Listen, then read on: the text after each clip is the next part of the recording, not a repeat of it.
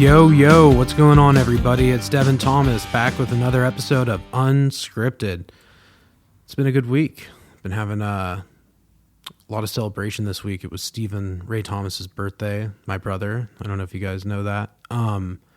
Yeah, just turned 30, so we went big, celebrated, made a fucking fat German chocolate cake, did a little pizza, homemade. We ended up buying a fucking uni. It was awesome. Uni, we love you. Big shout out. Game changer for us. We had an oven that was having little problems, and I think it was like, kind of living with the lights off. We had a huge game changer with the uni, so that was exciting. Yeah, it's been a good week.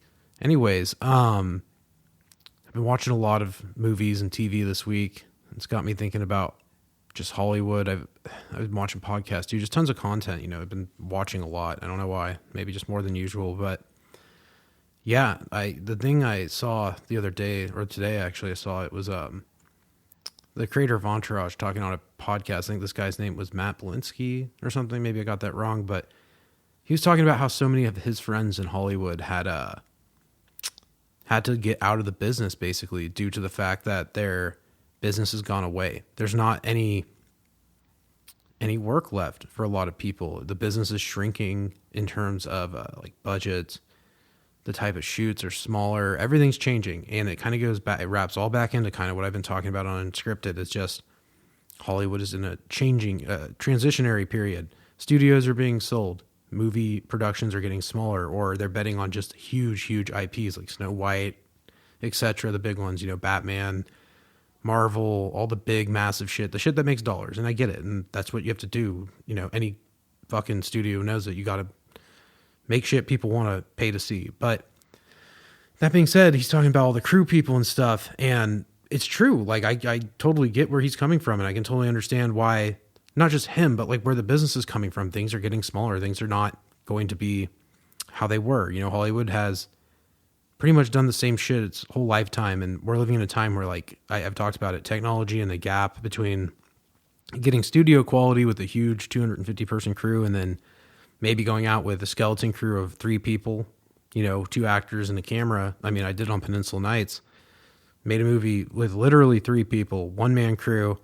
It kind of shows you what technology can do. Like, I think that's a testament to the state of indie film and what can be done. Maybe I'm one of the first people to really do that. Maybe not the first, but the first to make something that I feel like is really up there in terms of that quality benchmark, that if somebody didn't know how it was made, why would they even fucking question like how many people are on set?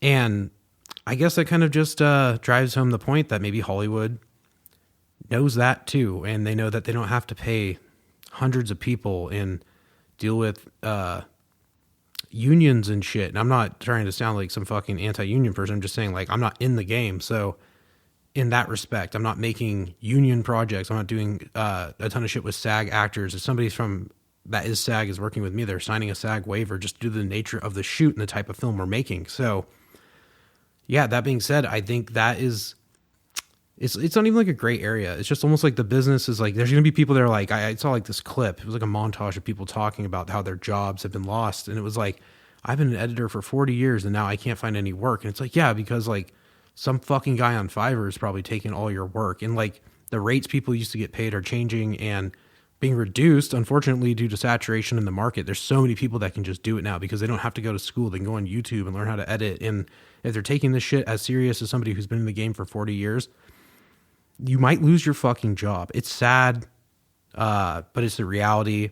I'm sure, even for myself, other people probably see, a writer, director, cinematographer. That could be a fucking triple threat right there. And then let alone that Stevie and I, we edit the movie together.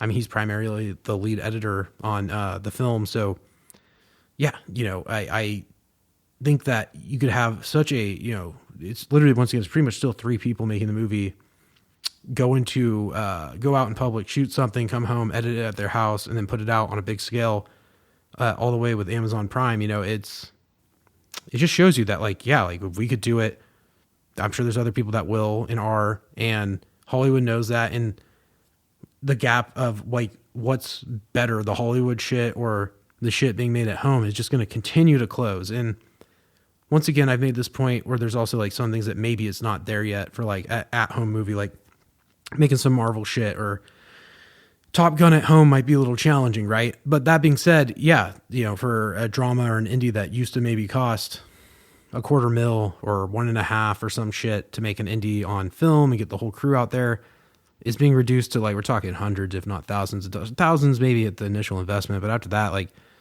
I kind of said it, you can go out with a fucking credit card and make a movie to some extent. If you really wanted to do it, and you could probably compete with somebody who's spending $100 million. And that's just the state of indie. That's something I've been really thinking about this week. Just how movies aren't necessarily cheap, but like, and I've said this before, the market will be saturated. There's going to be fucking hundreds, if not thousands of movies a year getting made, more than ever. But people are consuming more than ever. And then whatever's good in that pool of movies is what people are going to come and end up fucking sticking with or liking, or what will spawn the next franchise. You just don't know what's going to be that thing. So, little food for thought on the indie film world. What else have I been up to this week? You know what I've been up to? I've been writing a fucking lot. I've been touching up old scripts. I had a ton of old scripts that I just, decided to delve back into, and one or two of them hit. I found a nice old horror film I had been working on around like 2019, so probably like right before the pandemic or during, because I had definitely gone back during the pandemic to like touch it up. But yeah, that was exciting. I don't want to say much about it because I don't want to spoil the idea, but something I'm seriously considering throwing on the table, maybe a little higher on the slate. So that could be really fun. I mean, I love horror. When I was younger, I was really, really into horror. I thought I was just going to be exclusively a horror director at some point. I loved Eli Roth movies. Yeah, at some point, I think I just wanted to be Eli Roth and make like fucking Cabin Fever and Hostel. And it's funny, I remember like I hadn't seen Cabin Fever, but I went to go and see Hostel in theaters because I'd seen the trailer, and like a lot of older kids just told me like, this movie's so fucked up, you got to see it. Or like maybe they were onto something I didn't know about.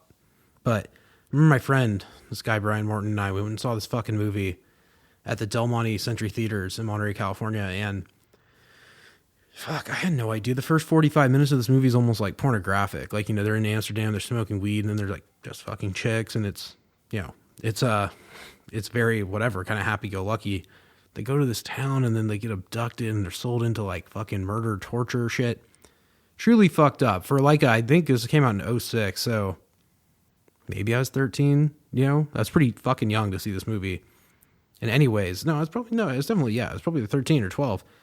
Anyways, it was just very, it was a shocking film to see at that age. And it was impactful on me because between that and maybe like, this is another thing going down memory lane, but you remember like, I don't know if you guys had it. We had Hollywood Video here. I'd go to Blockbuster too, but we had Hollywood Video, and man, you go in this place and they had every fucking horror movie under the sun. And I used to be like, as a kid, I used to be like fucking scared to walk by the horror section. The covers of the movies, I'm like, oh, like shit. Like if I see like The Exorcist or like fucking It, I just like turn the other way. It was, little kid shit.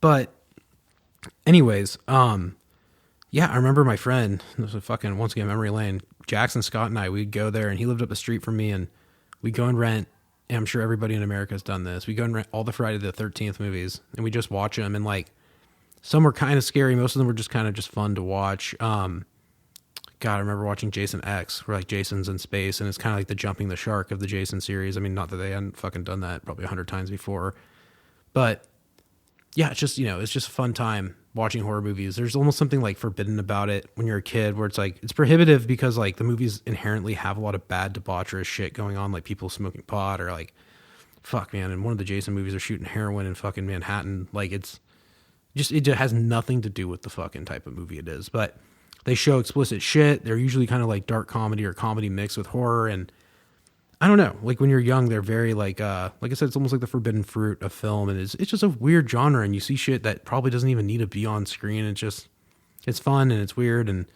I don't know, horror movies they have a special place in my heart because, I think they're just, something when you're a kid, they just seem super special to find, or like, watch kind of on your own, and you're like, oh shit, like I'm onto something. It's kind of like the R-rated movie, but the most R-rated it could be. You watch a drama with your parents, you're like, this is rated R for what? And it's like, yeah, this is the F word like 50 fucking times or something. But anyways, I digress. I've been looking at that script, and I have a few other horror scripts too, but this one really stood out, and it's something that and seriously considering making, which is, that's kind of the thing, is like when you go through scripts, you're like, that idea is good. Like, is that feasible? Okay, yeah, we could do it. Is that the one that we're really like trying to make right now? Or is that the one that everyone's like, that's the one that's jumping off the page, quite literally? And it's a big decision on the one you pick to actually make, That's why I like Feel It All Around. It just, I wrote it and it felt right. And I think everyone agreed. Like, even when we were like conceptualizing or pitching, it was like, yeah, like that idea I had was good. This one's good. This is the one that I was like, okay, this is the one we're going to actually go out and make. So yeah, when it's right, it's right. And it's a pretty easy decision once you know what you're going to do. Anyways, that brings me to my next point. Feel It All Around, been really, at this point, the script's pretty locked in. I mean, things will change, of course, always when you get to set and you keep working on a movie. There's this movie seems like it's not going to be like, with Peninsula Nights, it was kind of intense. We were shooting in public, like very, very public shooting. And people would come up to me while I was fucking literally filming a scene and ask me questions or talk to me. It wasn't like a huge problem, but there was some like times, especially in like Old Town or downtown Monterey rather, it was just like, fuck, like you clearly, I'm doing something, just leave me alone. And I'm not trying to sound like a dick. It was just like, it'd be like if, you were taking photos of a family and somebody got right up and you say, hey, what are you doing? He's like, I'm taking fucking photos of this family, dude. Come on, catch a clue. But it's all good. I think most people are actually pretty friendly. Once or twice had somebody who was like a total asshole, usually somebody drunk that wanted to pick a fight, because the camera just, it's like a bug zapper, draws people in. They're like, psst, they want to get right on you and ask you every fucking question in the world. And they say, I don't know anything about cameras. I'm like, well, fuck. Like, anyways, I digress.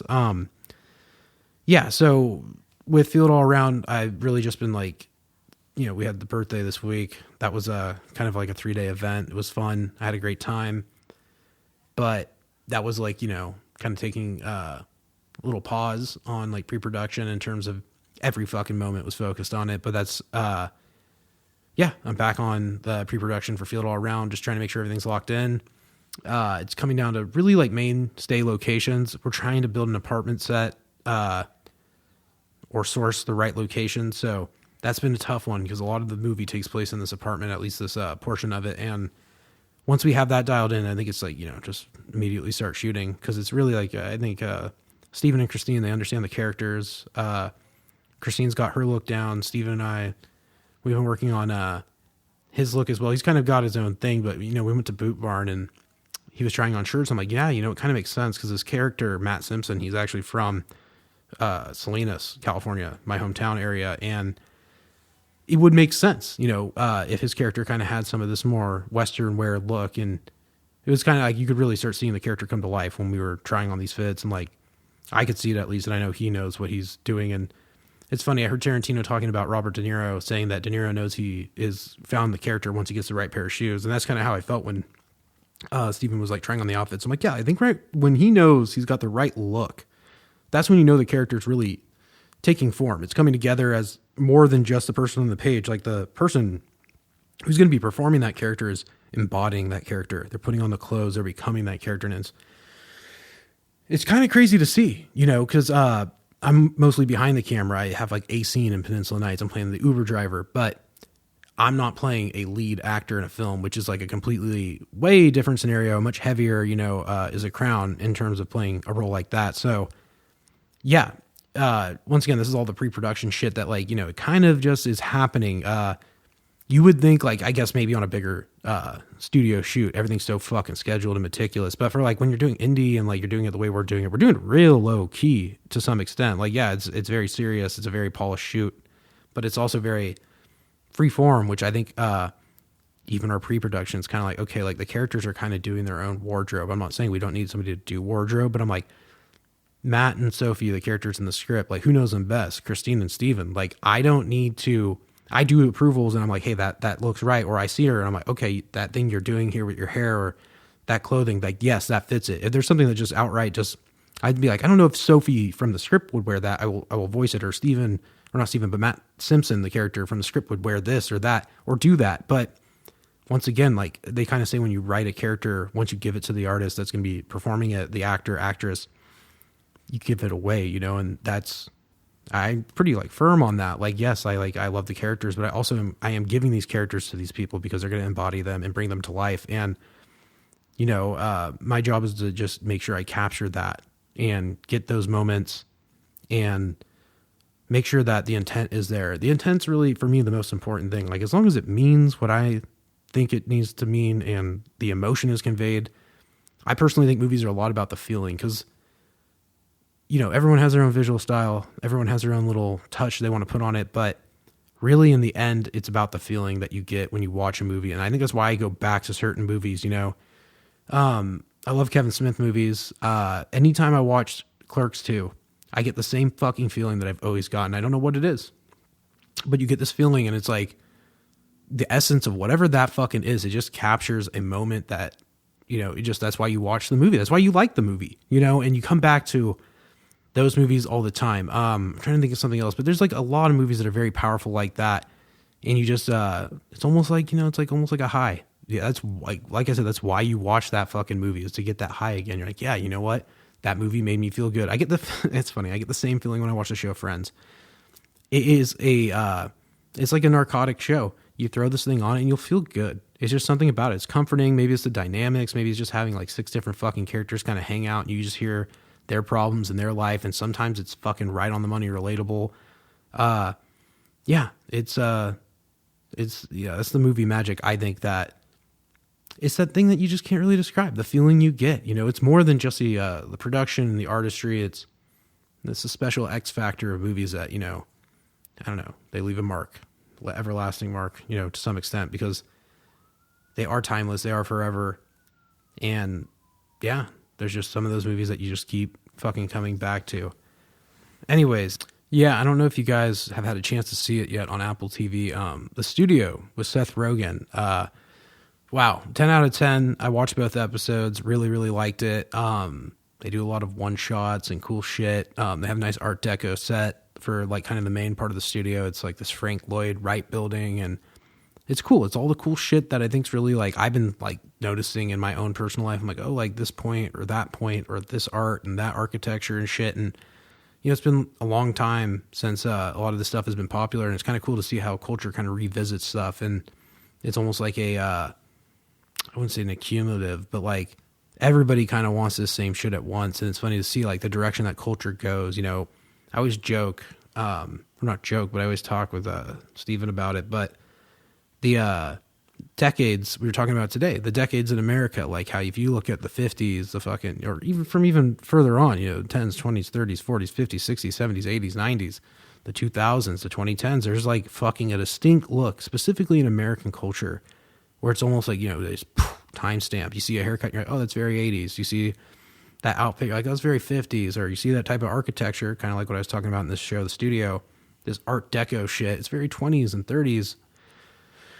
And it's cool. It's cool to see it kind of coming back into style and see that he's capturing that. And he's also kind of making a not political, but like a social commentary rather on the studio system right now in Hollywood and the current state of affairs, how a lot of stuff is just being made for the sake of profit. And that's like the story's oldest time itself. But yeah, how, you know, movies are a little lost, I think, in direction right now. And like, there's going to be the occasional hit, like an Anora or whatever the fuck was out this last thing. I mean, I just started watching A Complete Unknown on that note, another movie that was nominated, the Timothée Chalamet movie, and I'm loving it. I didn't get too far into it. It was a little late at night, kind of click, and maybe I'll try and watch 20 fucking minutes of this thing. But from what I saw, it was good. I just got a little sleepy. Got to finish that one up.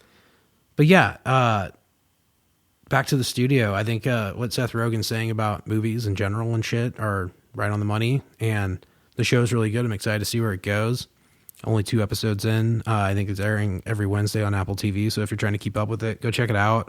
Really good, though. And messaging was good. What can I say? I mean, I'm a huge fan of Seth Rogen. I think he's done tremendous work in the past fucking 20 years of his career, 25 years. And yeah, just really good. You know, he really, it's almost like everything he does is pretty much a success. I feel like, he has another show with Apple TV, Platonic. I love that shit. And it's funny. You look back and you think some artists like, oh, their best work's behind them. And like, you see his shit and it's like, no, certainly not. Like, I think every time he puts something out, there's like a new, I don't know. He always gets a little better, and it's cool. It's cool to see him age well in terms of a filmmaker. And I should mention as well his partner Evan Goldberg, who writes and directs with him. He's fantastic as well. So they obviously have worked very well in that capacity. And This might be their best thing yet. It's really, really special. Go check it out. Yeah. All right. I think that's all I got. I'll be back on it next week. Hopefully I get this podcast situation figured out and no more, fiascos with it. It'll be all fixed and I can just upload these things direct and I'll be on time next week. I won't be a day late and fucked out of my podcast. All right. I'm Devin Thomas and this is Unscripted. I'll talk to you guys next week.